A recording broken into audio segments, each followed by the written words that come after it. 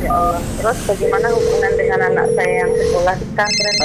Ini mau nanya. Muhammad sallallahu alaihi wasallam. Terima kasih Bapak. Perjalanan hidup yang panjang. Assalamualaikum warahmatullahi wabarakatuh.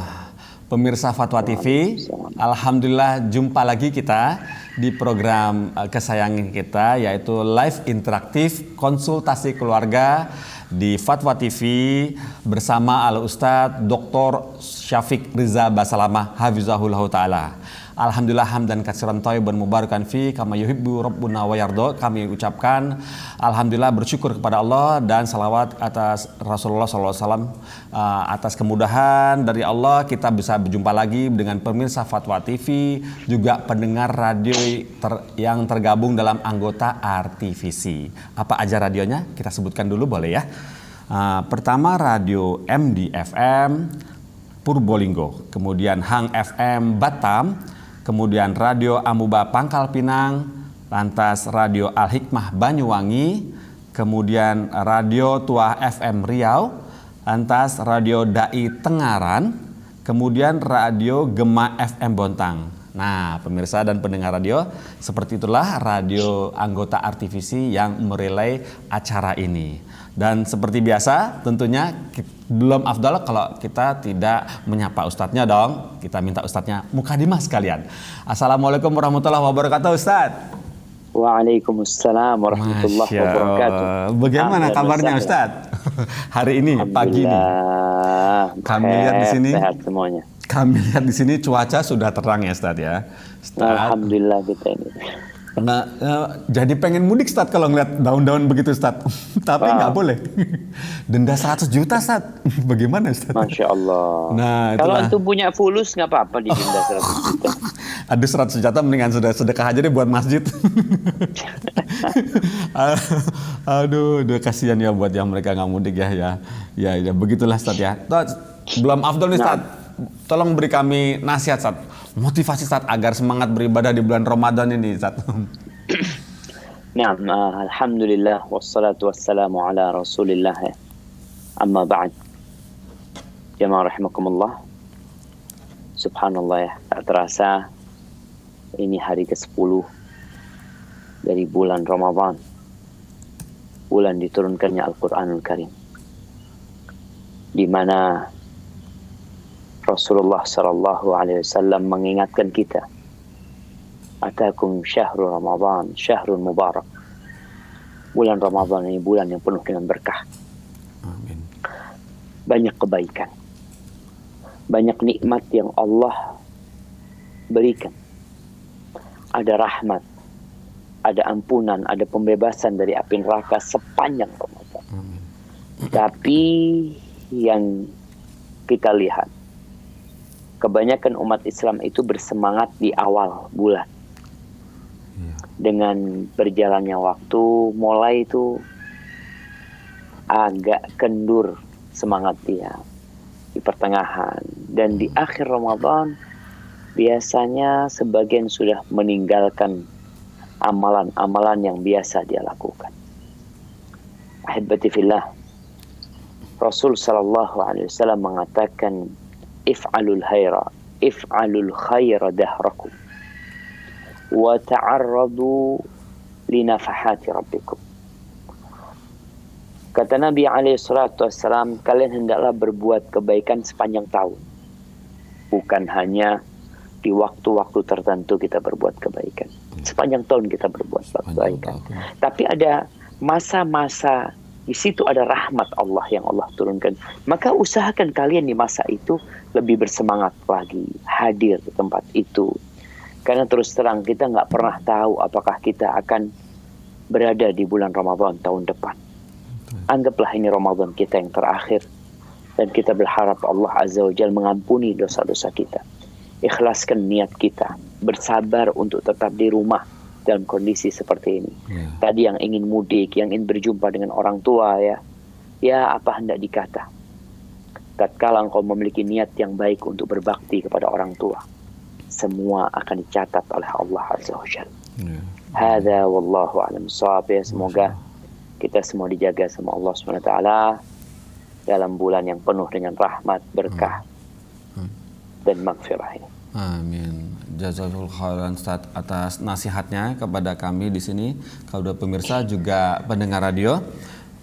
Tentunya untuk berpartisipasi di program live interaktif konsultasi keluarga kali ini, teleponnya menuju ke Jakarta ya, 021 212 32 333. Kami ulang, 021 212 32 333. Nah, seperti itu ya. Masih kami tunggu ya teleponnya untuk bisa berkonsultasi langsung bersama Ustadz Dr. Syafiq Riza Basalamah. Baiklah Ustadz, bagaimana kalau kita mulai dengan pertanyaan pertama, boleh ya Ustadz ya? Ahlan wa sahlan. Alhamdulillah. Pertanyaannya seperti ini. Ini pertama dari Amalia di Pekalongan. Amalia di Pekalongan. Assalamualaikum warahmatullahi wabarakatuh Ustadz Syafiq. Saya seorang perempuan yang sudah bersuami, selingkuh, kemudian hamil. Dan dia tidak tahu anak yang dilahirkan dari benih siapa. Anak tersebut bin atau binti siapa ya? Dan nanti ketika menikah, siapa yang menjadi walinya? Na'am, barakallahu fikum. Jamaah rahikumullah ya. Kita tahu dahsyatnya perbuatan zina. Jadi tatkala seorang berzina, mungkin perempuan ini memikirkan urusan dunianya. Tapi hendaklah dia bertakwa kepada Allah Azza wa Jalla.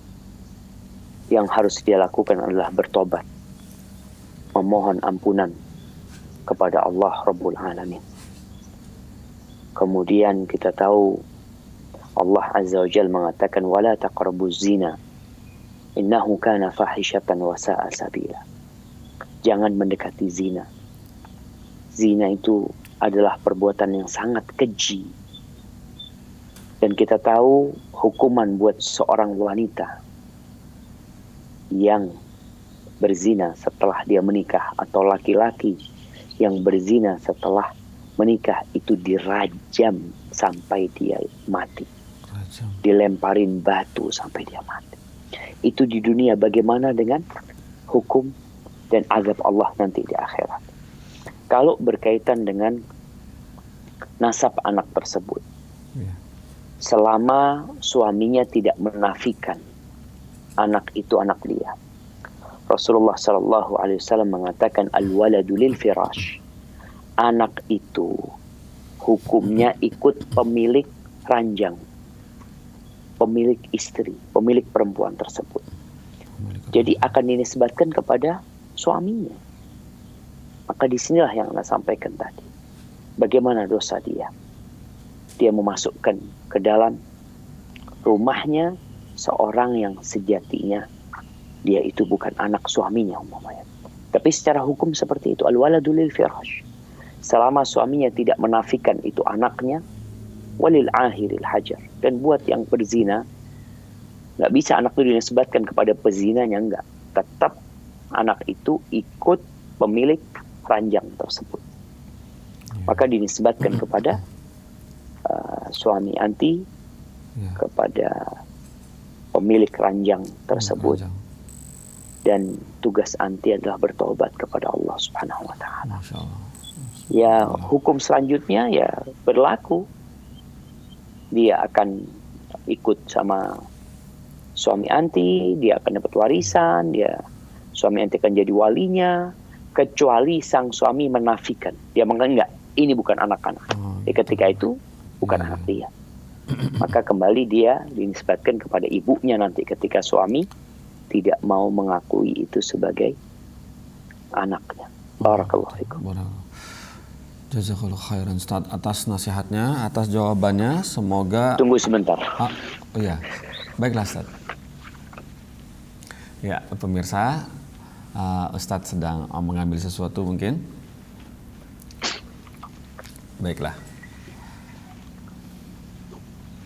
Assalamualaikum. Waalaikumsalam. Ana barusan dengar suara ibu, jadi Anda langsung. Gitu. Oh ya, taib. Masya Allah, Masya Allah.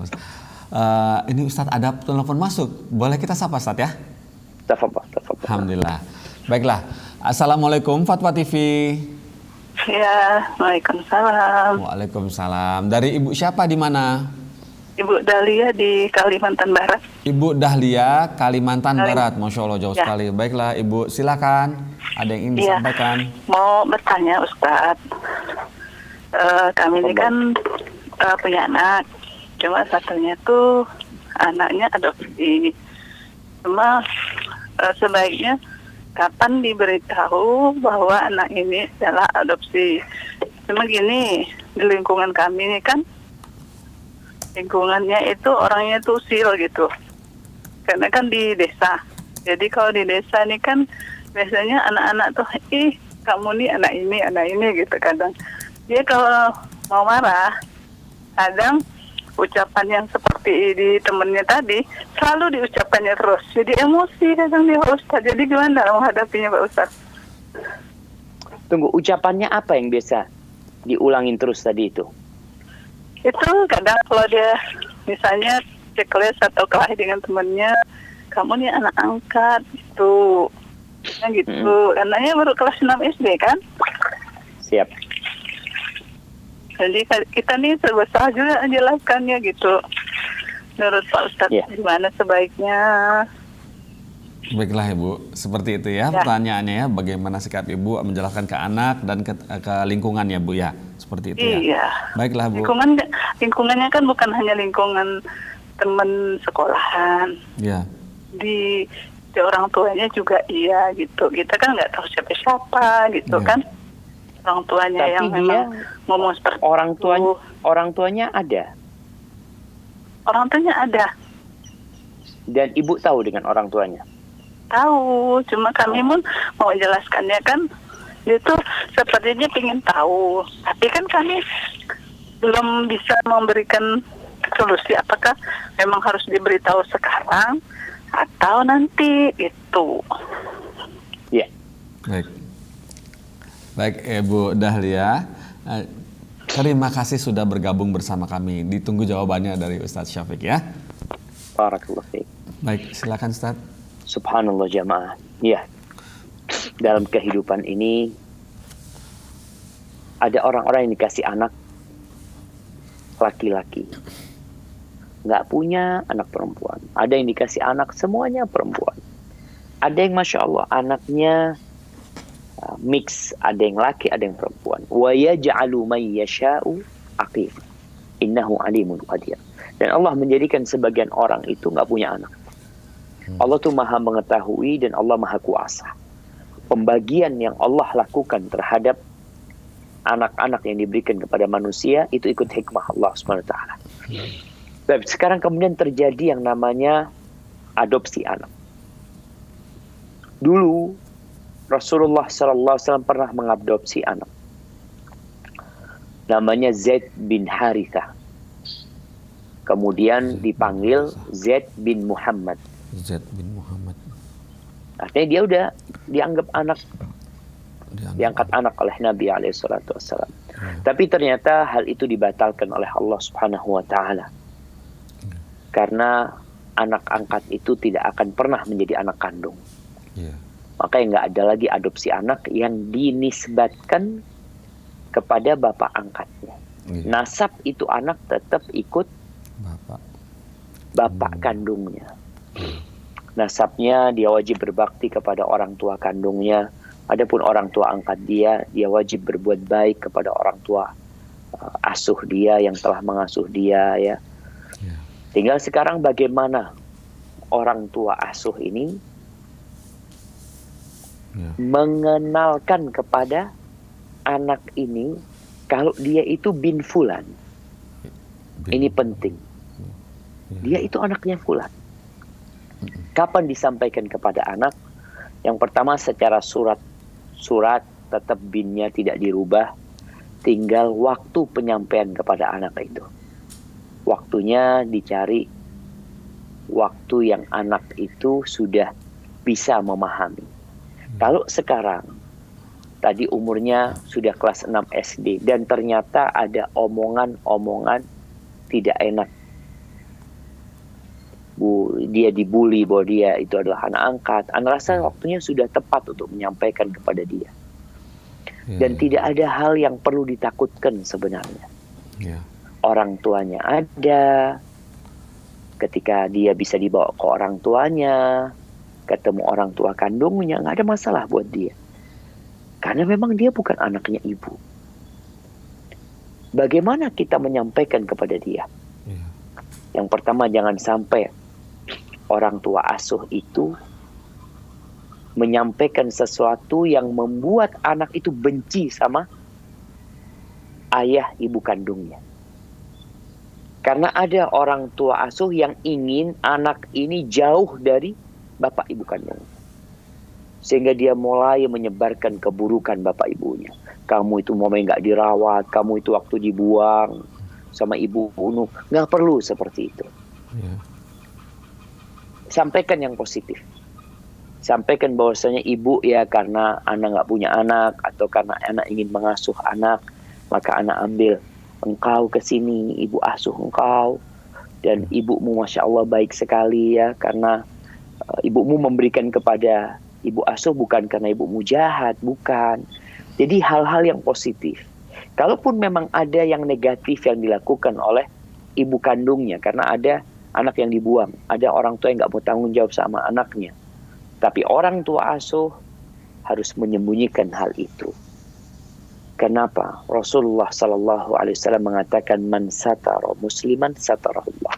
Barang siapa yang menutup aib saudaranya, maka Allah akan menutup aib dia. Yang penting adalah anak ini tahu siapa orang tua kandungnya dan disampaikan kepada itu anak bahwa engkau punya kewajiban berbakti kepada ayah bundamu. Karena Anda melihat ada anak-anak angkat ini, anak-anak asuh ini, yang beberapa bertanya kepada anak, Ustadz, ibu anak itu ketika anak kecil, anak itu diserahkan kepada orang tua angkat ini. Dia nggak peduli lagi sama anak. Macam-macam. Sehingga sang anak ini mau berbakti sama ibunya berat. Sama bapaknya berat dia. Padahal seharusnya kita mendukung dia, mendidik itu anak untuk tetap berbakti kepada ibu kandungnya. Dan di sini nilai plus untuk ibu asuhnya. Ketika engkau membesarkan itu anak dan mendidiknya untuk berbakti kepada kedua orang tuanya, maka insya Allah anak itu akan tumbuh menjadi anak yang bermanfaat. Tapi kalau engkau sudah menyebutkan hal-hal yang negatif dari orang tua kandungnya, maka ya di kemudian hari dia akan sulit berbakti kepada ibu kandungnya dan juga berbuat baik kepada ibu angkatnya. Dan engkau sudah berdosa karena berusaha untuk memisahkan anak dari orang tua kandungnya. Seperti itu. Barakallahu fikum. Alhamdulillah. Jazakallahu khairan Ustaz atas nasihatnya. Semoga Ibu Dahlia di Kalimantan Barat tadi bisa dapat mengambil, bisa paham ya dengan apa yang sudah dipaparkan oleh Ustadz Syafiq tadi. Baik Ustadz, kita sambil menunggu telepon yang masuk. Ini ada satu pertanyaan dari dari Fulanah, nggak disebutkan namanya, di Yogyakarta. Ustadz, Assalamualaikum warahmatullahi wabarakatuh. Saya mau bertanya. Waalaikumsalam warahmatullahi wabarakatuh. Kalau dalam proses ta'aruf nggak ada wali atau mahram yang bisa menemani atau menjadi perantara ta'aruf, bagaimana ya solusinya? Qadarullah orang tua saya jauh. Saat ini saya posisinya safar. Kemudian saat ini ada ikhwan yang dikenalkan oleh teman. Kami selama ini komunikasi melalui perantara teman saya dan teman dia. Jadi belum pernah ketemu atau komunikasi langsung. Saat ini ada rencana mau lebih lanjut lagi hubungan ini. Bagaimana, apa yang harus sebaiknya kami lakukan?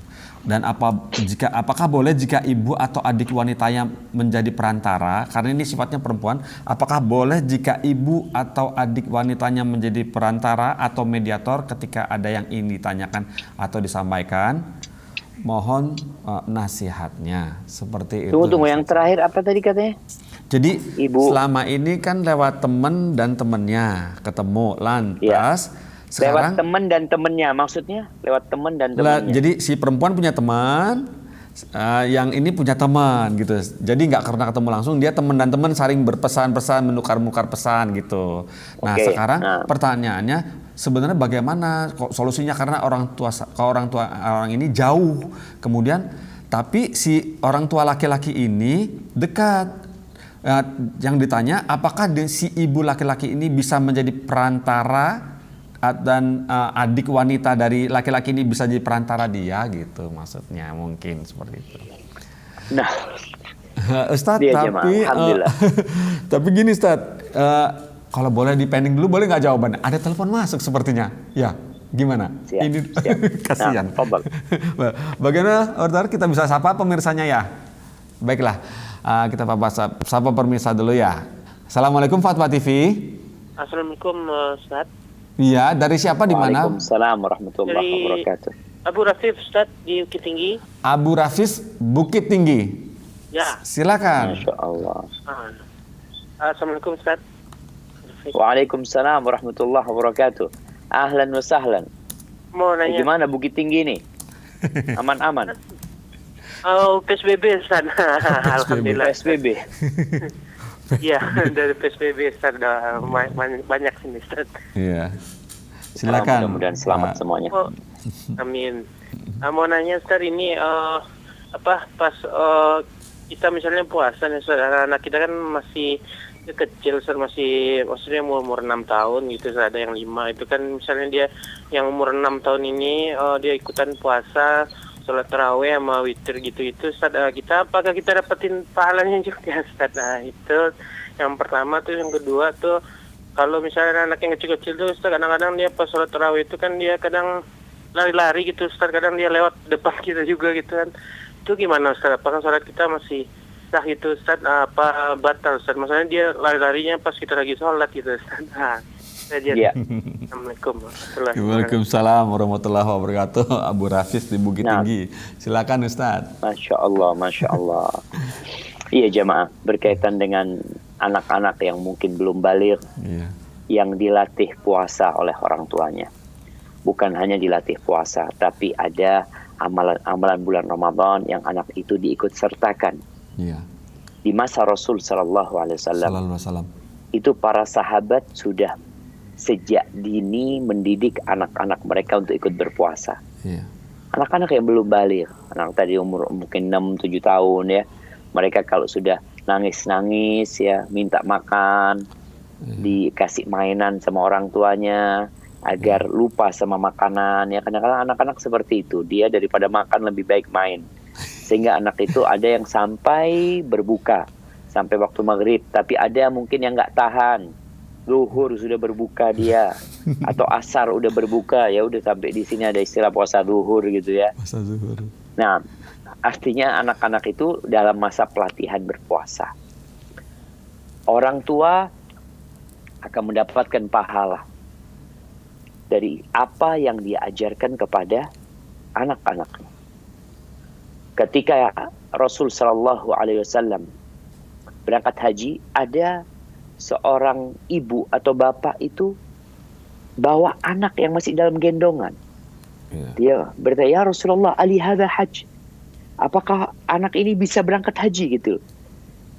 Dia kata Rasul SAW, na'am, walaki ajr, iya, dan engkau yang dapat pahala.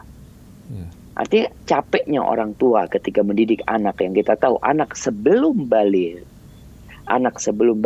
catatan malaikat itu diangkat. Rufi al-qalam an thalath. Pena malaikat yang mencatat itu diangkat dari 3 orang. Yang pertama, anin naim, orang yang tidur sampai dia terjaga. Orang yang gila sampai dia sadar. Wa anis sobi hatta yahtalim. Dan pena itu diangkat dari anak-anak sampai dia itu mimpi, sampai dia itu balik.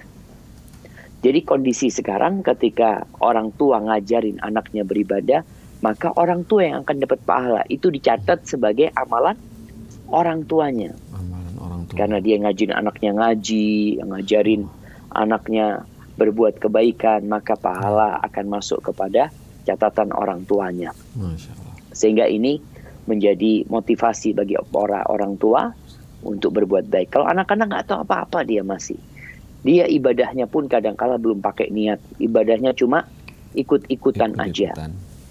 Nah, tapi orang tua akan mendapatkan pahala. Kemudian pertanyaan kedua tadi, ketika anak-anak ya, Masya Allah ya, memang sekarang ini mau di masjid ya, mau di rumah. Kalau dulu di masjid kita bisa taruh anak di rumah.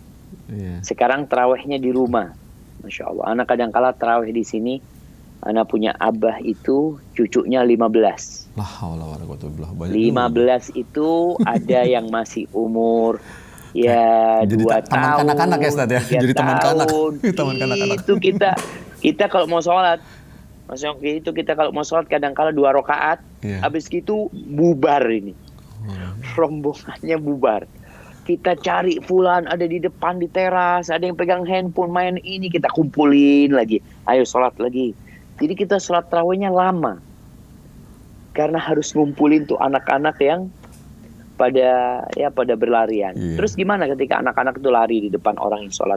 Ya semaksimal mungkin kita rapikan mereka. Tapi kalau mereka lari, ya mau gimana lagi? Kalau dikatakan membatalkan sholat, enggak, mereka tidak membatalkan sholat ya.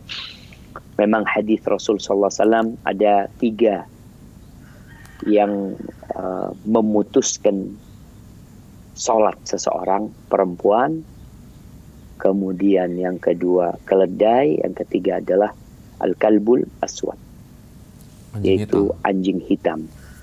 Itu yang memutuskan sholat.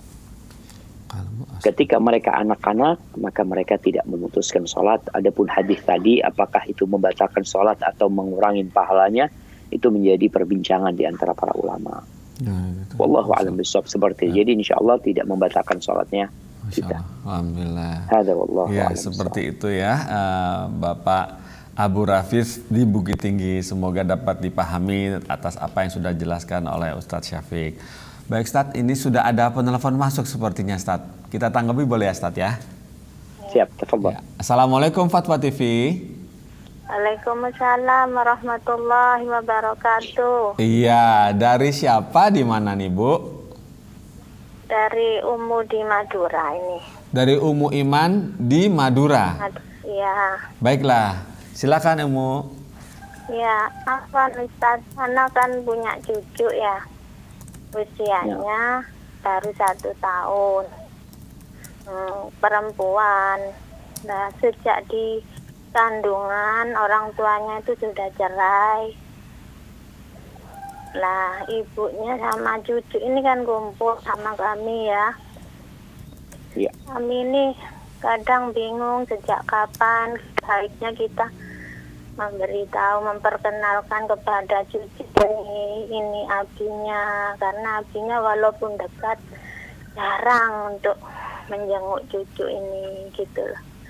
Cuman kadang dari masjid terdekat bapak ini azan gitu. Kadang anak sebagai neneknya membisikkan di telinganya, itu abimu nak gitu. Apakah itu salah Ustaz? Mohon nasihatnya. Sebaiknya sejak kapan kami perkenalkan cucu ini ke abinya? Atas nasihatnya syukron, jazakumullah khair. Assalamualaikum warahmatullahi wabarakatuh. Waalaikumsalam warahmatullahi wabarakatuh. Masya Allah, Masya Allah. Masya Allah. Ya, ini bukan anak angkat. Kalau tadi itu mau dikenalkan sama orang tuanya, kalau ini kepada bapak kandungnya. Iya, bapak kandung, cucu ini, neneknya yang bingung. Iya, jadi memang Ana lihat ada masalah besar di negeri kita. Ya, wallahu alam di negeri-negeri yang lain ya. Ana melihat di kampung Ana sendiri kadangkala ketika terjadi perceraian dan anak itu ikut oleh ibunya, itu bapak nggak mau tanggung jawab. Karena dia merasa ya udah karena ikut ibunya, hak asuh di ibunya umpamanya, maka urusin itu. Padahal secara aturan agama dan secara aturan di negeri kita juga, itu yang bertanggung jawab full adalah ayahnya. Jadi bukan bicara kapan mengenalkan anak kepada bapak kandungnya, tapi bapak kandungnya yang seharusnya peduli sama anak kandungnya. Tanggung jawab seorang ayah yang Anda sampaikan kepada semua laki-laki, bahwasanya ketika engkau menikah dan engkau punya anak, kemudian terjadi perceraian, ketahuilah bahwa kewajibanmu sebagai seorang ayah itu tidak ada yang berubah. Tanggung jawabmu di hadapan Allah Subhanahu wa taala, sebagaimana Allah Azza wa Jalla mengatakan, ya ayyuhalladzina amanu qu anfusakum wa ahlikum nara, wahai orang-orang yang beriman, jagalah dirimu dan keluargamu dari api neraka. Itu tetap berlaku walaupun kau sudah cerai. Yang berbeda adalah sama istri aja, dia sudah bukan lagi istrimu. Tapi kalau anak itu sampai kapanpun, anak itu akan membawa namamu. Binnya nggak akan pernah berubah gitu. Maka tanggung jawab nanti memberikan nafkah, pendidikan, ya, sandang pangan, kemudian nanti mungkin anak itu menikah, semuanya tidak ada yang berubah. Maka kalau ibu tadi bertanya kapan mengenalkan, ya bapaknya sejak bayi harus sudah kenal sama itu anak. Bapaknya harus dikasih tahu, datang nih anakmu, digendong, didoain. Tuh anak, apalagi rumahnya dekat. Kalau bisa datang bukan hanya memberikan nafkah, tapi untuk mendoakan anaknya. Ini mungkin yang perlu ditanamkan kepada para lelaki yang bercerai. Jangan akhirnya engkau merasa tidak bertanggung jawab karena dia ikut ibunya. Tetap full tanggung jawab suami, tanggung jawab bapak ya, bukan suami dia sudah. Full tanggung jawab seorang ayah itu. Kalau dia tinggal di rumahnya istrinya, dia biayain istrinya. Apa kebutuhan listrik, kebutuhan susu ya, itu ada biaya. Bukan hanya buat anaknya, buat ibunya yang nyusuin, yang rawat itu anak juga ada biaya yang harus dikeluarkan oleh ayahnya. Maka Ana rasa kalau tadi ibu bertanya kapan mulai dikenalkan sama bapaknya, nggak ada masalah mulai sekarang ya. Bapaknya itu sudah boleh datang, memang tetap bapaknya dia mengunjungi anaknya, gendong anaknya. Insya Allah hubungan yang baik kalau kita jaga antara anak sama ayahnya, antara kita muslim sama muslim, yang kadang-kala terjadi pernikahan, kemudian terjadi perpisahan. Allah mengingatkan, wala tansawul fadla bainakum. Jangan kalian lupakan kemuliaan-kemuliaan yang ada di antara kalian. Dulu pernah ada cinta dan kasih sayang. Namun dengan berjalannya waktu mungkin cinta itu telah luntur, kebersamaan tidak bisa dilanjutkan. Tapi tetap ukhuwah Islamiyah tidak boleh terputuskan. Hadza wallahu a'lam. Masyaallah Ustaz, jazakallahu khairan Ustaz. Aduh, saya jadi ya sedih juga ya, sedih. Antum punya anak di mana antum? Enggak pernah. Ngekos Ustaz, jarang ketemu, kosan terus di cuma transfer aja. Aduh kacau ini. Aduh, Masya Allah. Ya, tapi Ustaz ini sudah. Ya, terima kasih Ustaz nasihatnya, Masya Allah. Ini sudah ada penelepon lagi yang masuk. Kita sapa boleh Ustaz ya? Tafadhol. Assalamualaikum Fatma TV. Waalaikumsalam warahmatullahi wabarakatuh. Ya, dari Ibu siapa di mana? Ibu Lastri dari Kuningan, Jawa Barat. Ibu Lastri, Kuningan, Jawa Barat. Silakan Bu Lastri. Assalamualaikum warahmatullahi wabarakatuh Pak Ustadz. Waalaikumsalam warahmatullahi wabarakatuh. Ustadz. Ahlan wa sahlan. Nah, silahkan. Ustadz, saya seorang ibu dari anak laki-laki yang sudah keluar dari SMA. Ustadz, saya ibu yang masih bodoh dalam ilmu tuntunan sunnah. Tapi saya ingin anak saya mengenal sunnah dan mempelajarinya. Saya meminta anak saya untuk menjauhi musik, menghindarinya, menjauhi rokok, melarang pacaran, melarang mencukur jenggot. Tapi saya tidak bisa menjelaskannya. Anak saya ada Ustadz, mendengarkan. Masya Allah. Masya Allah. Siap. Ya mohon Ustadz menjelaskan. Tapi ada satu lagi Ustadz. Anak saya bernama Abi Rizky Alfaraj. Pernah orang tua saya meminta anaknya namanya Osama bin Laden katanya. Tapi siapa Osama bin Laden saya tidak tahu. Sedikit saja. Ustadz boleh tentang Osama bin Laden sedikit ya Pak Ustadz ya. Terima kasih Pak Ustadz. Assalamualaikum warahmatullahi wabarakatuh. Mohon penjelasannya untuk anak saya Pak Ustadz ya. Abi Rizky Alvarez ya. Ya. Assalamualaikum warahmatullahi wabarakatuh. Waalaikumsalam warahmatullahi wabarakatuh. Masya Allah Ustaz. Masya Allah Ustaz. Ya. Silakan Ustaz. Ini ibu yang begitu cinta sama anaknya. Cinta sama anak. Jadi salah satu bentuk cinta sama anak itu adalah menggandeng anaknya menuju surga Allah Azza wa Jalla. Masya Allah. Amin. Kita ngelihat banyak orang tua menggandeng anaknya ke tempat hiburan. Ke mall Ustaz. Menggandeng anaknya ke mall, ke pantai, ke toko mainan, kemana-mana lah dia gandeng itu anaknya. Semua tempat yang dia kunjungi, semua makanan yang dia berikan kepada anaknya, semua mainan yang dia hadiahkan kepada anaknya, kelak akan menjadi debu yang berterbangan. Semua akan sirna. Tapi ketika orang tua membawa anaknya menuju surga Allah Azza wa Jalla, sejatinya sang ibu, sang ayah telah menempatkan anaknya di tempat yang terindah yang pernah ada.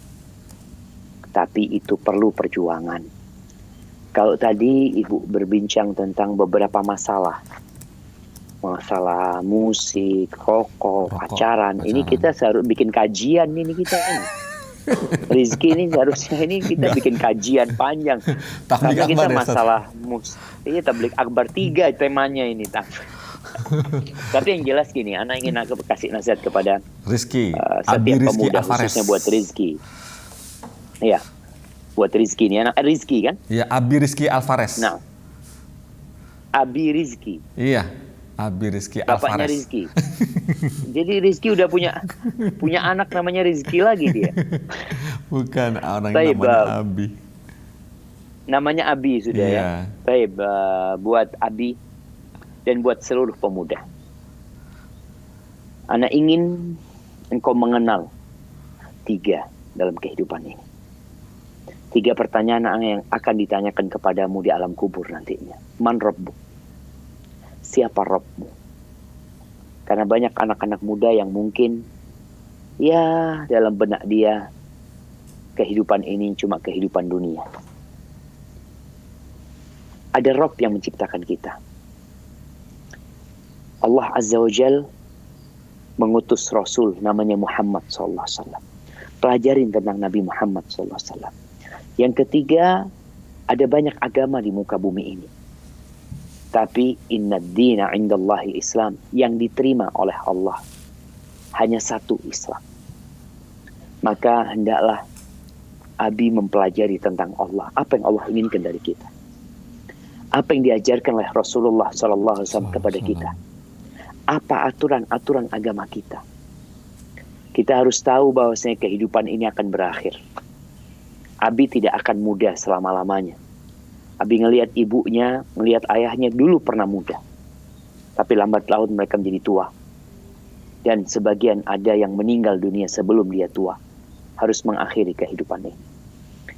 Allah Azza wa Jalla ketika membuat aturan-aturan, Rasulullah SAW ketika memberikan penjelasan bagaimana hidup di muka bumi ini yang hanya sementara, Allah Ar-Rahmanir Rahim.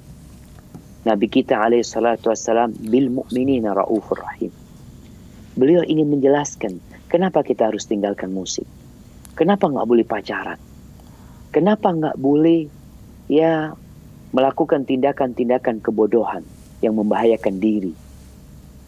Semua itu karena kasih sayang Allah kepada kita. Maka nasihat Anda buat Rizky, pelajari dan cintai Allah Azza wa Jalla. Cintai Rasulullah sallallahu alaihi wasallam. Kau akan mendapatkan semua kenikmatan.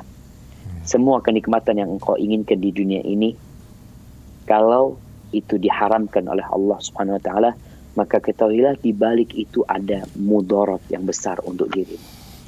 Nggak ada manfaat.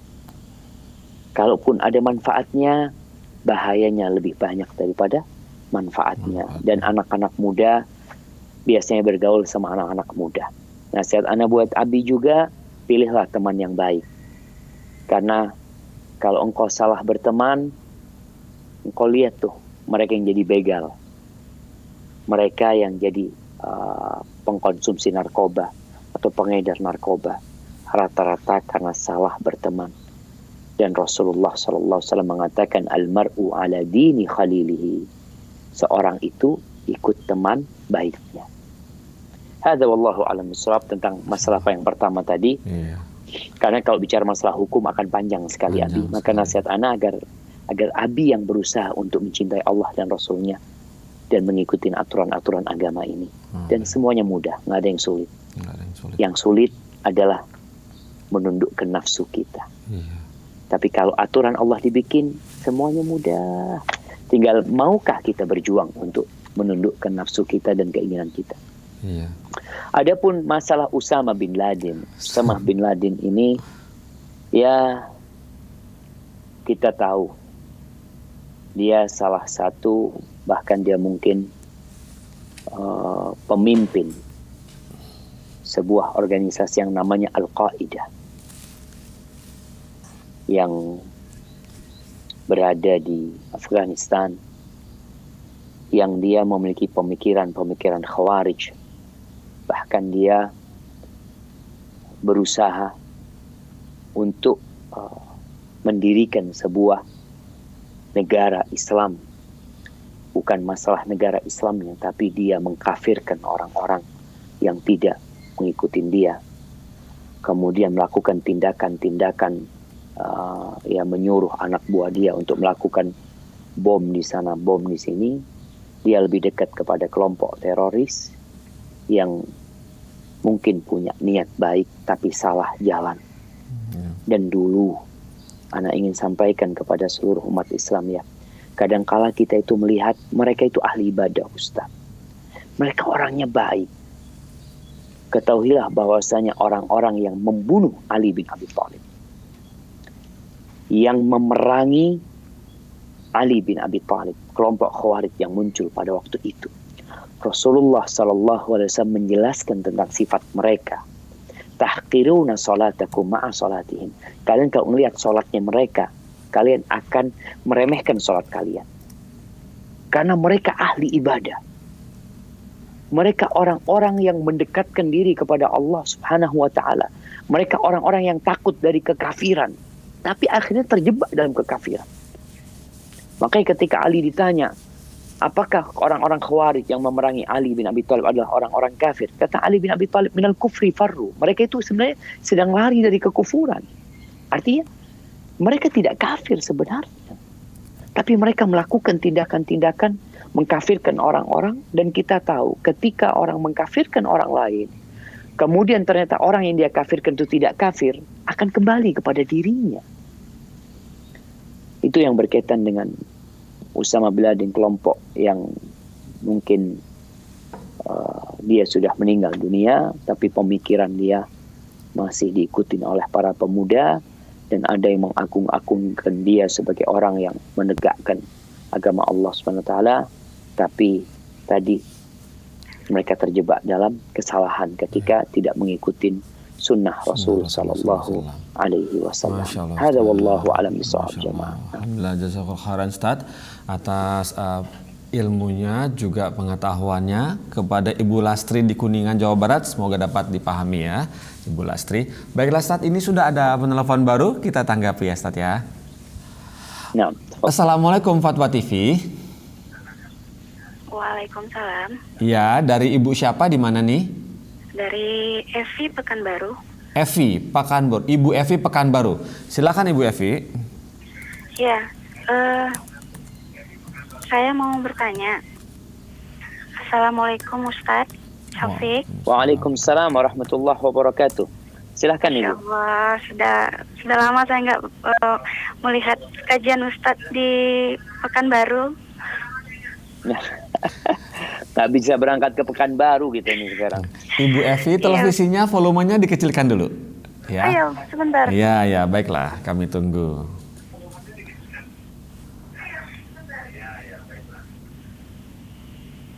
Sudah? Silakan. Ya, Ustaz Syafiq, saya mu'alaf. Alhamdulillah. Alhamdulillah. Ya, tapi saya ingin bertanya apakah saya kekah atau berkurban dulu nanti? Yang mana diduluankan Ustadz Syafiq? Soalnya saya pernah bertanya, cuman jawabannya berbeda-beda Ustadz Syafiq. Nah, orang tua anti Muslim. Non. Udah masuk Islam belum? Non Muslim. Saya sendiri yang Muslim. Iya. Iya. Barakallahu fiik. Iya, terima kasih Ustadz. Itu aja Iya. pertanyaannya. Ya. Saja? Iya. Baiklah Bu Evi. Ya, terima kasih sudah bergabung. Silakan Ustaz. Ya, kita doakan ya semoga Bu Evi istiqomah di atas agama Allah Subhanahu wa taala Amin. dan semoga juga orang tuanya, kerabatnya semua diberi petunjuk oleh Allah untuk masuk ke agama Islam. Ya, amin. Berkaitan dengan akikah, kita tahu sejatinya akikah itu adalah syariat yang diperintahkan kepada orang tua. Ketika anak itu berumur 7 hari, maka anak itu diakikahin oleh orang tuanya. Namun ketika nggak mampu, maka boleh di 7 hari selanjutnya atau kapan orang tuanya mampu. Kemudian ketika anak itu sudah besar dan belum diakikahin, apakah masih bisa dia mengakikahin dirinya sendiri? Masalah ini ada khilaf di antara para ulama. Apakah tetap orang tuanya mengakikahin atau dirinya sendiri? Sebagian ulama berpendapat nggak apa-apa kalau dia mau mengakikahin dirinya sendiri, silahkan. Karena memang hadisnya mengatakan kullu mauludin marhunun bi aqiqatihi hatta yu'aqqa anhu. Setiap orang itu tergadaikan dengan akikahnya sampai disembelih itu akikah dia.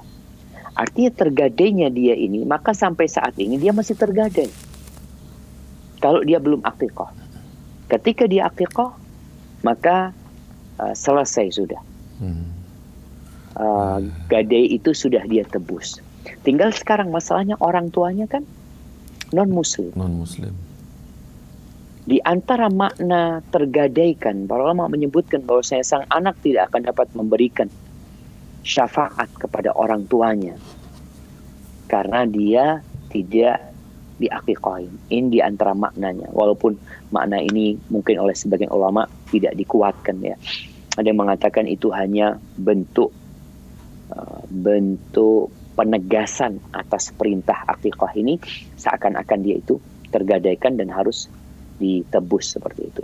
Tapi karena orang tua anti non-muslim, menurut ana, anti tidak perlu mengakikahin diri anti. Yang anti perlu lakukan, anti berkorban untuk diri anti.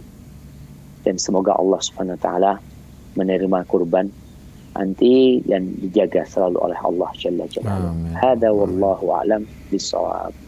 Begitu, Masya Allah. Jazakallah khairan Ustaz atas pengetahuannya. Kemudian Ibu Evi semoga dapat dipahami apa yang sudah dipaparkan oleh Ustadz Syafiq Reza Basalamah. Baiklah, ini Ustadz sudah ada penelpon masuk lagi. Sambung lagi Ustadz? No. Ya, masih kuat ya, masih kuat ya. Assalamualaikum warahmatullahi wabarakatuh. Jam berapa ini? Belum Ustadz, masih. Insya Allah 7 menit lagi. Insya Allah 7 menit lagi selesai. Insya Allah. Taib. Assalamualaikum Fatwa TV. Waalaikumsalam. Ya, dari Bapak siapa di mana? Dari Abu Fudail, Jambi. Abu Fudail di Jambi. Silakan Abu Fudail. Assalamualaikum Ustaz. Waalaikumsalam warahmatullahi wabarakatuh. Apa hukum seorang anak membebaskan hutang kedua orang tuanya? Bisa diulang Abu Fudail? Bagaimana? Hukum seorang anak membebaskan hutang kedua orang tuanya. Hukum membebaskan hutang orang tuanya. Hutang bank atau hutang? Hutang pinjaman. Di bank? Pinjaman sesama manusia. Oh, baik. Dan apa hukum seorang anak mempersatukan saudara orang tua? Anak yang memilih. Iya. Iya. Dapat gambarannya Ustaz? Baik. Siap. Sudah. Baik. Cukup Abu Fudail, itu saja? Ya, baiklah. Iya, afwan. Assalamualaikum warahmatullahi. Silakan Ustaz. Ya, ahibati fillah. Kalau bertanya tentang apa hukum anak membebaskan utang orang tuanya, kita tahu bahwa perintah Allah Jalla Jalaluhu setelah mentauhidkan dirinya, Allah mengatakan wa'budullah wa la tusyriku bihi syai'an wa bil walidaini ihsan. Kata Allah, hendaklah kalian beribadah kepada Allah dan jangan menyekutukan Allah dengan sesuatu apa-apa. Wa bil walidaini ihsana. Lalu Allah katakan dan berbuat baik kepada kedua orang tua. Itu perintah Allah SWT. Kalau bicara bagaimana berbuat baik sama orang tua, adakah kebaikan yang lebih indah dari kita membebaskan orang tua yang sedang terikat? Kalau kita melihat ada ayah kita terikat di pohon, apakah pantas bagi anak untuk membiarkan orang tuanya terikat? Dan hutang ini termasuk yang mengikat di dunia dan di akhirat. Kita tahu bagaimana orang yang mati syahid di jalan Allah Azza wa Jal, tapi dia meninggalkan hutang, dia nggak akan masuk surga sampai urusan utang piutangnya diselesaikan. Maka ini termasuk bentuk kebaktian anak kepada orang tua. Bakti anak. Apalagi engkau punya uang. Dan kita tahu Rasulullah sallallahu alaihi wasallam mengatakan anta wa maluka li abik. Engkau bersama hartamu milik orang tuamu. Dari sini seorang anak harus merasa ketika dia punya uang, dia membantu orang tuanya melunasi utang-utangnya. Ini salah satu bentuk kebaktian dia kepada orang tuanya. Kalau bicara yang wajib buat dia adalah memberikan nafkah kepada orang tuanya. Dia wajib memberikan nafkah kepada orang tuanya untuk biaya hidup dia. Dan kalau orang tuanya dalam kondisi susah dan anaknya ini punya kemampuan untuk membantu orang tuanya, di sini jatuh kewajiban anak ya. Bagaimana kita diperintahkan oleh Allah untuk menyambung silaturahim. Dan silaturahim yang paling indah adalah bagaimana kita berbuat baik kepada orang tua kita dengan melunasi hutang-hutangnya. Tapi kalau anak tidak mampu, maka ya tidak menjadi kewajiban dia ketika dia memang gak mampu untuk melunasi hutang orang tuanya. Sebagian ulama berpendapat bahwasanya ketika anak itu mampu, dia kan punya kewajiban utamanya memberikan nafkah kepada orang tuanya. Berkaitan dengan utang-utang orang tuanya, sebagian ulama membolehkan dia membayar utang-utang orang tuanya dengan zakat dia yang digunakan untuk membayar itu. Karena kewajiban dia yang utama hanya memberikan nafkah untuk kebutuhan hidup orang tuanya. Hadza wallahu a'lam bishawab tentang masalah itu. Tapi jangan diremehkan masalah ini, karena itu orang tua kita dan kita juga punya harta untuk dibagikan kepada orang tua kita. Adapun berkaitan dengan memperbaiki hubungan yang rusak di antara kerabat dan famili. Setelah berbakti sama orang tua, Allah menyuruh kita adalah berbuat baik kepada akrabin, kepada kerabat-kerabat. Allah Subhanahu wa ta'ala Rabbul Alamin, ketika ada orang-orang yang bertanya kepada Nabi SAW tentang masalah sedekah, tentang masalah harta yang dibagikan, yas'alunaka madza yunfiqun, mereka bertanya kepadamu tentang apa dan kepada siapa mereka berinfak. Apa kata Allah Subhanahu wa ta'ala? Qul ma anfaqtum min khairin falil walidain wal aqrabin. Maka disebutkan harta yang kalian infakkan, kelebihan harta yang kalian infakkan itu yang paling berhak mendapatkan adalah kedua orang tua. Kembali kepada pembahasan pertama tadi, kita bantu orang tua kita melunasi utang-utangnya. Wal aqrabin, dan kerabat-kerabat kita. Itu perintah Allah. Setelah kita berbagi sama orang tua, berbagi sama kerabat kita, baru kepada anak-anak yatim, anak-anak miskin, dan yang lainnya. Kemudian Allah mengatakan, wattaqullah wa aslihu dzata bainikum. Bertakwalah kepada Allah dan perbaiki hubungan yang ada di antara kalian. Karena kadangkala ya orang tua kita ribut sama kakaknya, ada antara saudara, antara paman sama keponakan yang terjadi keributan, sampai akhirnya terputusnya silaturahim. Dan orang yang memutuskan silaturahim itu gak akan masuk surga. Sebagaimana sabda Rasul sallallahu alaihi wasallam, la yadkhulul jannah qati. Tugas kita membiarkannya, dosa kita. Melihat kemungkaran terjadi, melihat saudara kita diancam masuk surga, kemudian kita membiarkannya. Kita punya kewajiban. Allah mengatakan, innamal mu'minuna ikhwatun fa aslihu baina akhwaikum. Orang-orang beriman itu bersaudara. Perbaiki antara saudara-saudara kalian. Ini bukan saudara kandung, saudara seiman. Gimana kalau dia ini saudara seiman dan saudara sekandung? Maka Masya Allah, itu akan lebih wajib bagi kita untuk memperbaikinya. Hadza wallahu a'lam bishawab ya. Afwan tadi mungkin agak terputus ya. Iya, betul, tadi ada gangguan ya, biasa sinyal Ustaz mungkin ya. Baiklah, jazakallahu khairan Ustaz atas jawabannya kalau tadi kepada Bapak tadi itu namanya Bapak Abu Fudail di Jambi. Baik, ini sebetulnya ada penelpon satu, cuman sebetulnya kita sudah mau closing, tapi coba ini boleh start ya, kasihan juga ini sudah menanti. Silakan. Assalamualaikum Fatwa TV. Waalaikumsalam warahmatullahi wabarakatuh. Iya, semoga pertanyaannya nggak sulit-sulit ya. Silakan Bu. Ibu siapa di mana? Saya Irsyad di Salatiga.